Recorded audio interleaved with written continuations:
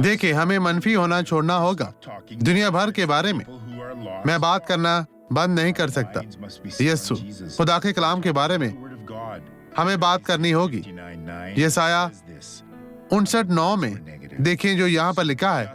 यहाँ पर मनफी लोगों के बारे में लिखा है, इसलिए इंसाफ हमसे दूर है और सदाकत हमारे नजदीक नहीं आती। हम नूर का इंतजार करते हैं, पर देखो तारीकी है और रोशनी का पर अंधेरे में चलते हैं। फैसला, हम जो अब इसे बनाते हैं, हम इंसाफ पर अमल करते हैं। हम यीशु के नाम पर बुराई को दूर भेजते हैं, जो पहले ही इंसाफ फैसले पर अमल कर चुका है। जब आप दुआ करते हैं तो आप इस पर यकीन करें जो आपने खुदा से कहा है। आप देखेंगे इस मामले के लिए यीशु नासरी आप और आपके घराने को बरकत दे। आए अब ये गवाही देखें और यीशु के नाम में बरकत पाएं। और मैं आपके लिए दुआ करने वापस आऊंगा।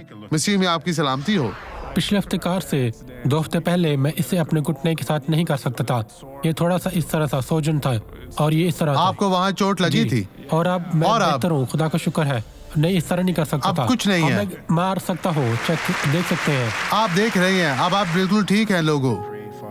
आए अब दुआ करें। बाप, मैं एक शख्स को यीशु के लिए छूता हूँ और मैं कहता हूँ अंधेरे के तमाम काम जो इसकी जिंदगी में और इसके घराने में है, यीशु के नाम में चले जाएं, छोड़ दें यीशु के नाम में। और आप कहें आमीन। खुदा तेरा शुक्र हो।